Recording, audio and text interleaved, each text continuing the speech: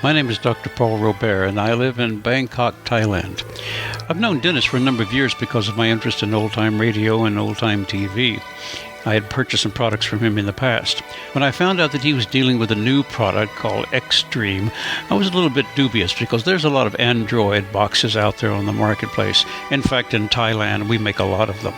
But then I decided to help support Dennis with his activities, and I had him ship one to a resort that I was staying in Orlando, Florida. I was a little bit skeptical until I plugged it in, and then all of a sudden I found that there were movies on there that I didn't even know existed that hadn't made it to Thailand before, specifically Star Trek Renegade.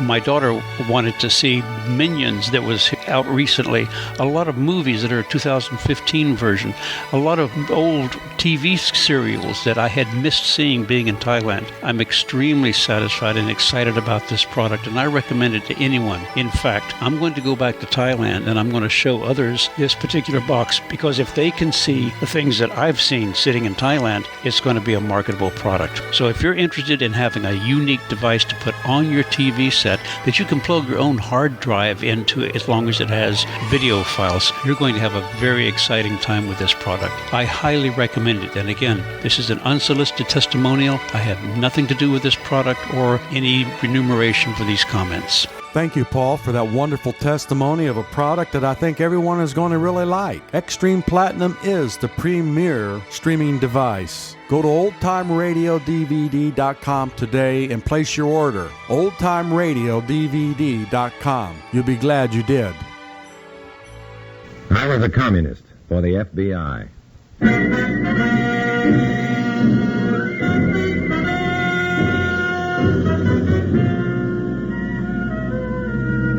Starring Dana Andrews in an exciting tale of danger and espionage.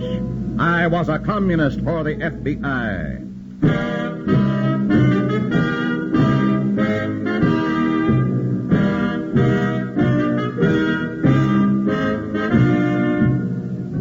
You are about to hear a strange story. Names, dates, and places are, for obvious reasons, fictional. But many of these incidents are based on the actual experiences of Matt Cvetic, who for 9 fantastic years lived as a communist for the FBI. Here is our star, Dana Andrews, as Matt Cvetic. Sometimes it's hard to remember you're a decent person when every word you say, everything you do, comes out of communist manuals. For 9 years, I was torn apart inside with hating of the red lies, and yet spouting them every day of the week. Only my knowledge that it had to be done kept me going, as a communist for the FBI. In a moment, listen to Dana Andrews as Matt Cvetic, Undercover Man.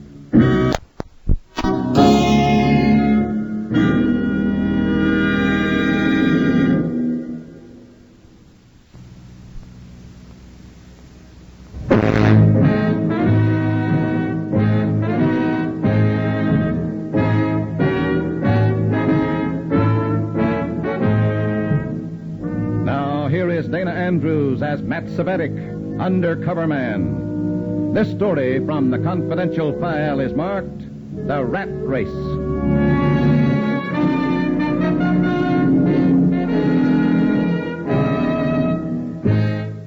Detroit, a small, smoky room, a handful of nervous men. It was a communist cell meeting, and like all the others I had attended, it was overcast with the tension of fear. It seemed like it would be a routine meeting. As we stood waiting for our cell leader, Comrade Greco, the pudgy, mustached Gorgi Tamashovna babbled his troubles to me. So she says to me, comrade, she says, Gorgi, why you got to go to meeting tonight? And I tell her, look, Babka, how did I know your cousin was coming tonight to visit? And cousin or not, Babka, the party with me comes first.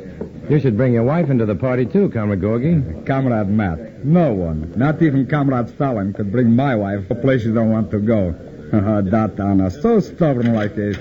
Oh. Comrades? Good evening, Comrade Greco. Comrade Cvetic? Yes, Comrade Greco? Remain after the meeting. I have something special for you. Yes, Comrade. Before we take up the business at hand, Comrade Georgi Tamashovna. Yes?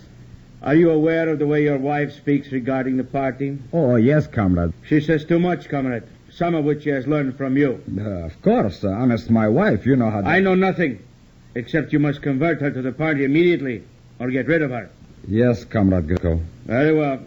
Let's proceed with the meeting.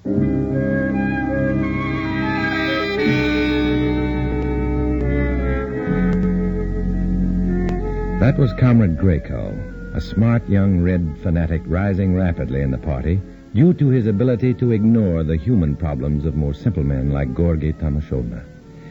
When Greco and I were alone after the meeting, his guard came down a little, and I saw that he was both nervous and excited about something. You will go immediately to the Hotel Standish.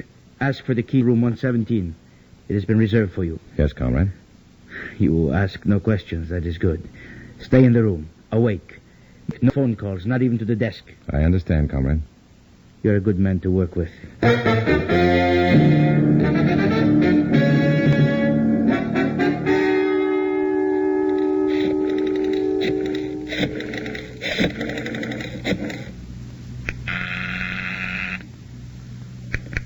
Blue Star Grill.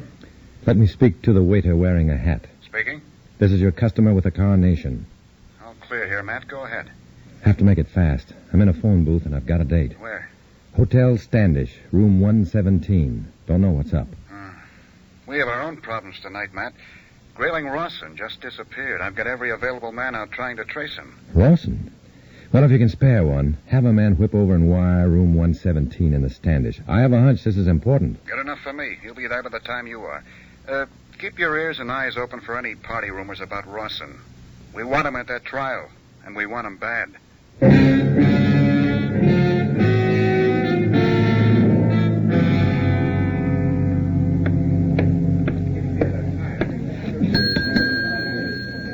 Yes, sir. May I help you? That's why I rang the bell. You have a reservation for me, room 117. 117? My name is Cvetic. Oh, yes, sir. Here you are. The register has already been signed. Thank you.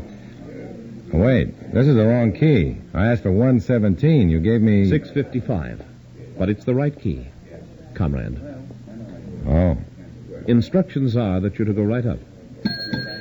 Front, boy.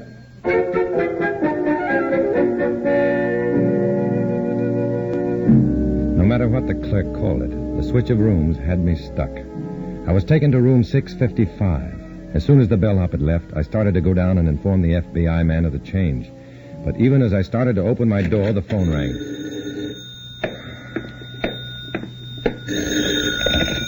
Hello? This is the desk clerk, sir. Everything all right? Certainly. What's the idea? Sorry, comrade. My orders. To check on my room? To make sure you stay in your room. I'll be calling you again.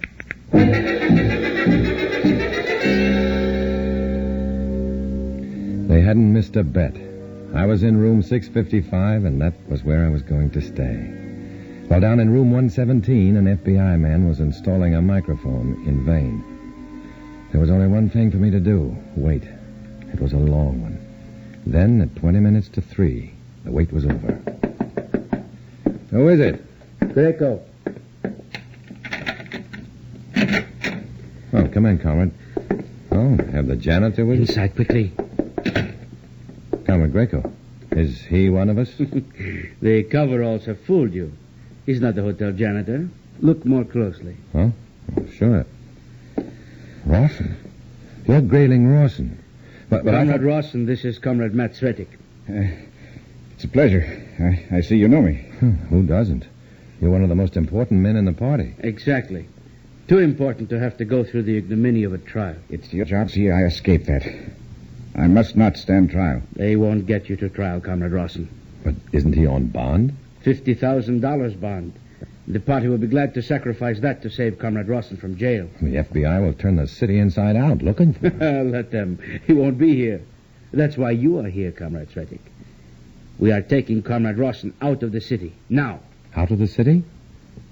The minute he shows his face on the street... Leave the details to me, Comrade. Yes. Fine, it's right on schedule. We'll be right down. Well? All set. Let's go. Here, this way. To the service elevator. It's a great honor to be selected for this mission, Comrade Greco, but why you... Your record shows some intelligence, Comrade. That is why.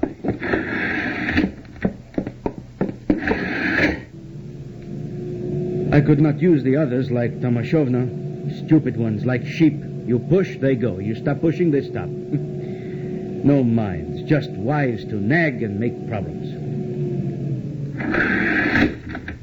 And now you can forget your worries, comrade. There is your escape. Perfect, no? A hearse? I don't like this joke. It's not funny. No, Comrade Rawson. This is only a precaution against discovery until we're out of the city. The rest of the trip will be different. The rest? Yes, didn't I tell you? We are taking Comrade Rawson to New York.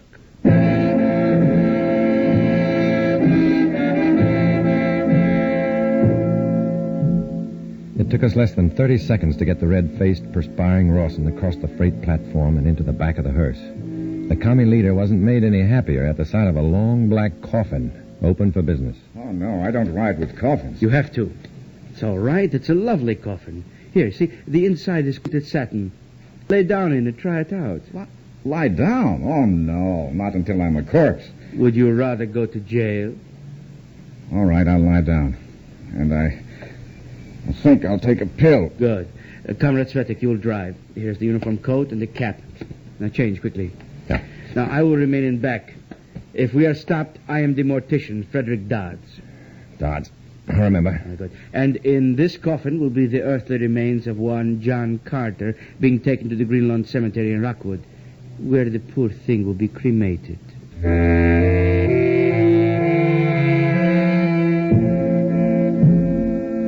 It was bizarre, and to Comrade Rawson a little gruesome, but it worked. And with Greco keeping a close eye on me from the back, there was no chance to let anyone know that a very live and wanted body was lying in the coffin.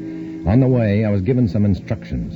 Then, a few miles south of Detroit, Greco directed me to turn into a small and decrepit wayside garage called Mike's Place. Drive right inside.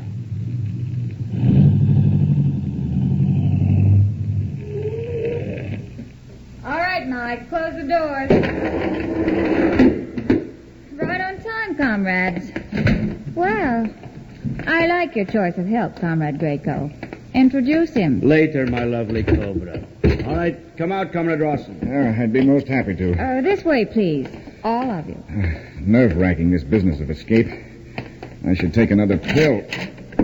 Take two. It's a long way to New York. Oh, no. If I take too many, they make me violently ill. Please have seats, comrades. I'm sorry this office hasn't much to offer in the way of comforts. How long are we going to stay here? He talks. I just knew he could do something besides drive. Look out, Comrade Matt. Oh, don't warn him.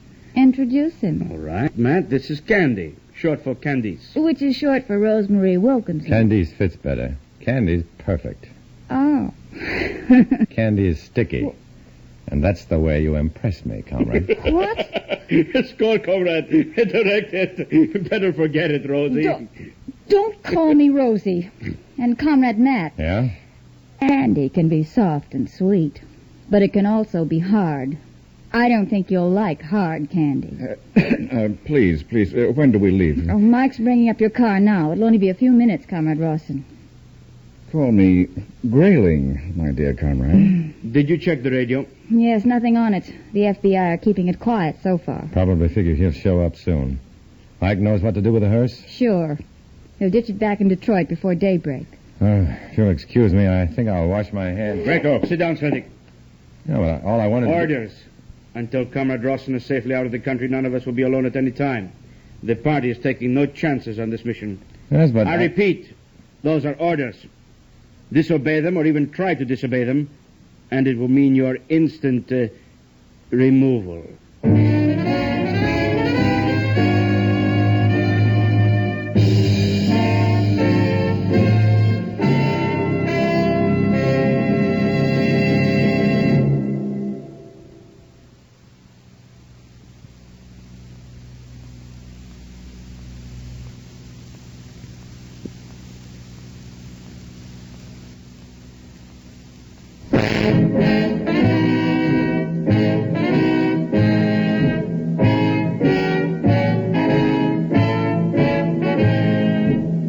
Now back to Dana Andrews, starring as Matt Cvetic. in I Was a Communist for the FBI and the second act of our story.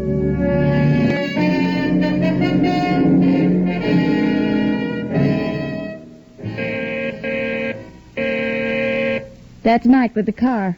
Wait till he signals the road's empty. That's it. Let's go.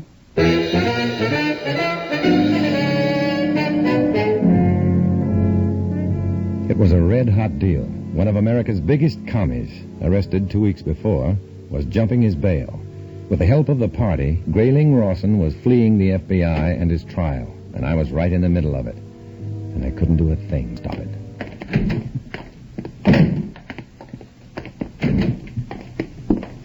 So long, Mike.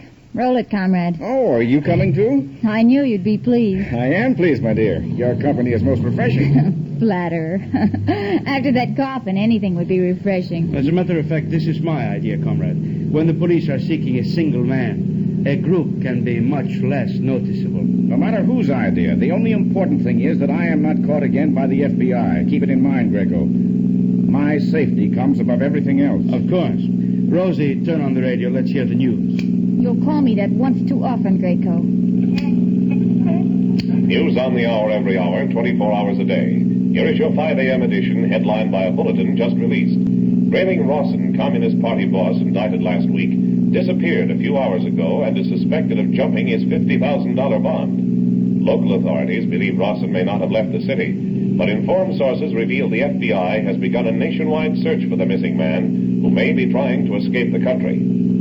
On Capitol Hill, hopes have risen high that an agreement may be reached within a short... They're working too fast. They're not expected a widespread search so soon. Turn off the next dirt road. We'll circle south to Mansfield.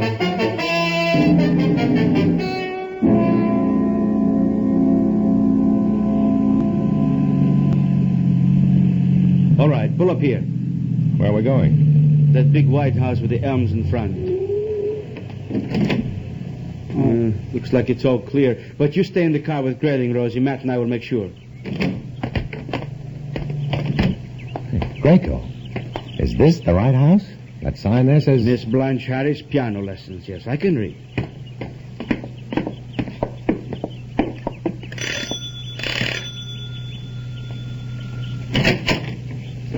Yes? Good morning, madame. It's Miss. Miss, of course. Have a child you want me to teach piano? Mighty early to be disturbing. My little boy's very anxious. He just arrived from Detroit. Oh. Do you know the answer to 5 times 5? Of course. 31. Come in, comrade.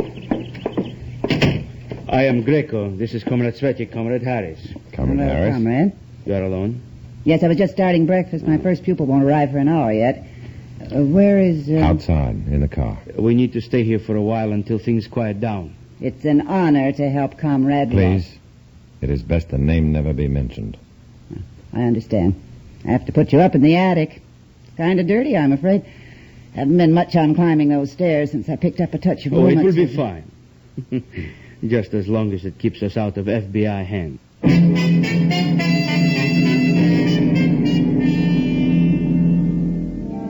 Miss Harris's attic, like Gaul, was divided into 3 parts. One large room, a bath, and a tiny additional room against the eaves. There were cots and blankets and stores of canned goods, a fair supply of debris left by previous tenants, and one window, securely boarded and curtained against showing a light.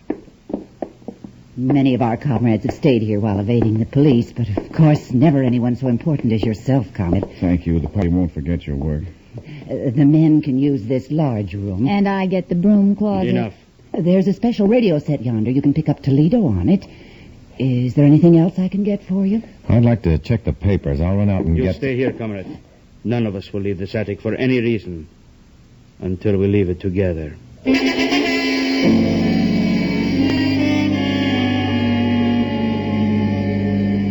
Greco was plain enough. As long as he was around, I knew my chances of contacting the FBI were exactly 0. My one bit of cheer was that as long as I was not heard from, the FBI would be able to guess I was in on Rawson's escape, and that he had not yet left the country. So they would continue to search. And in this, I was right. Today, the man manhunt for Grayling Rawson goes on undiminished. Everywhere, the authorities are seeking the communist boss who jumped bail and disappeared from Detroit last Friday night. As a public service, we're broadcasting his description again. If you see or have seen such a man, please contact your local police immediately. I repeat, if you see or have seen such a... Don't they ever give up? Oh, no, not again. Comrade Harris must give lessons to every child in Mansfield. Little monsters. After this is over, I'm going out and strangle everyone I see, just on general principle. Well, it won't be long. Search or no search, we have to leave here in 2 days to be in New York by the 18th. The 18th? Why the 18th? You'll know in time. And stop asking questions. You'll live longer. Oh, I think I'll take a pill.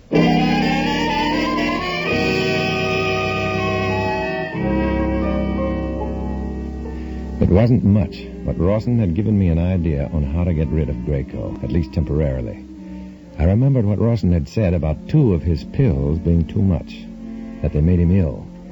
So the next day while Rawson was washing, I stole 4 of the tablets from the gold pill box in his vest. I mashed the tablets into a powder and kept it in a fold of paper, ready.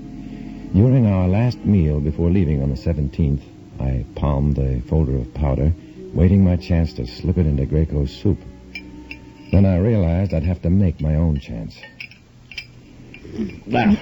Oh, without a can opener in this place, we'd starve to death. At least with that hot plate, we've had warm food that sun... Look, is that smoke coming up over there to the floor? I don't see any smoke. Oh, I guess I must have been mistaken. It looked like a wisp of smoke coming up there. You're seeing things, comrade. Well, that's enough for me. But you didn't finish your soup. I don't feel like it. We'll have a long drive tonight. You may need it. Huh? Perhaps you're right.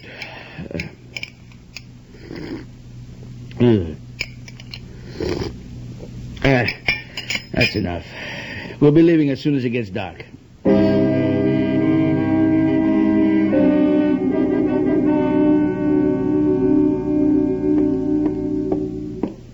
It is time, comrades. Good. We must be in New York by morning. Comrade Grayco, something wrong? You look pale. Oh, just a stomachache. I'll be all right. Grayco! Bad food, I knew it. We'll all die. Oh, nonsense. He just got a stomachache. Should I get a doctor? No, doctor. Just let me rest. We must leave right away. There's no time for you to rest. You must get me away. I don't think I can make it. Comrade Cvetic. Yes? I must trust you.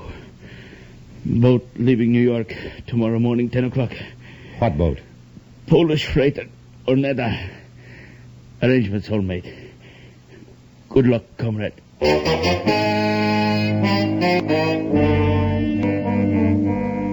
After Comrade Harris furnished Grayling Rawson with working clothes and a hat, we were on our way. Grayco being left behind gave me hope. But I bided my time until we were entering Williamsport, Pennsylvania. It was after 3, and both Rawson and Candy were dozing as I pulled up to an all-night cafe. Then as I reached for the door handle, a small, cold circle touched the back of my neck. It's a gun, Matt. Grayco's gun. Look, I don't understand, Candy. Why... I don't trust you. I was only going to get some... Orders were for us to stay together.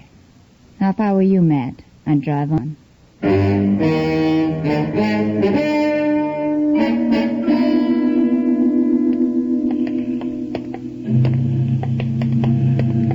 We made it. There's the Ornetta. You'll be safe before you know it, Grayling. Yes, I suppose so. Strange. In some way, I hate to leave America. It has its points. Well, you'd better stay here. Goodbye, comrades.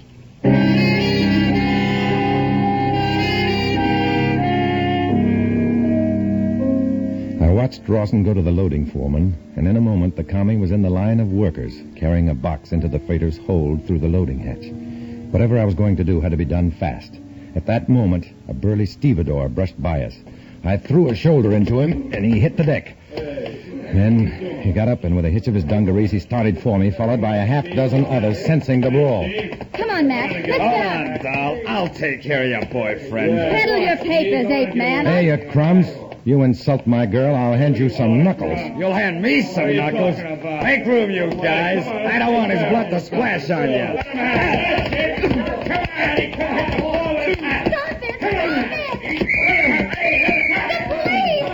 Beat it to me. Beat it.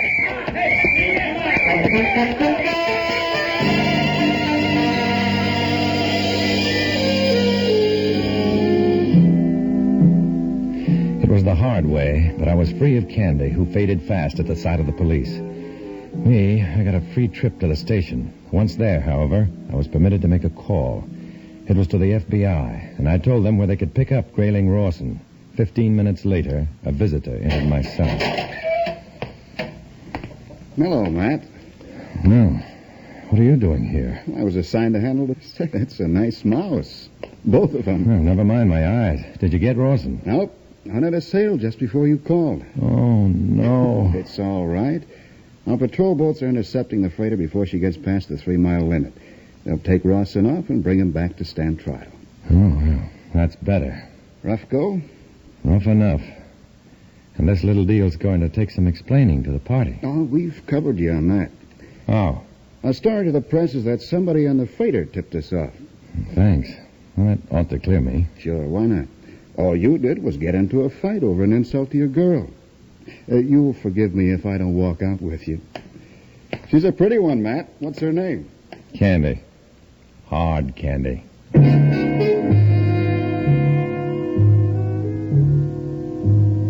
I'd done my job the best I could, but there was no feeling of satisfaction yet. There wouldn't be, not as long as mechanics named Mike and piano teachers named Harris allow the rottenness of communism to warp them into treachery and treason. It was up to me to live with my enemies until the job was done, which meant I would continue to walk alone.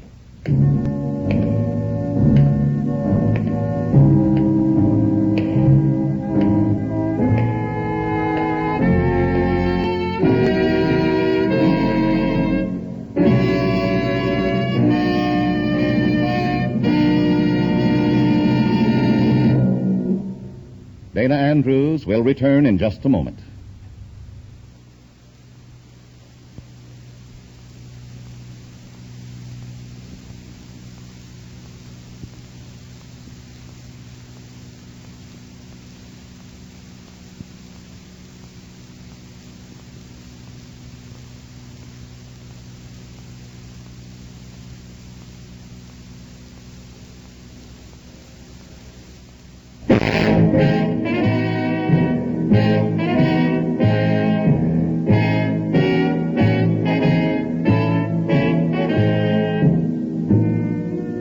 This is Dana Andrews.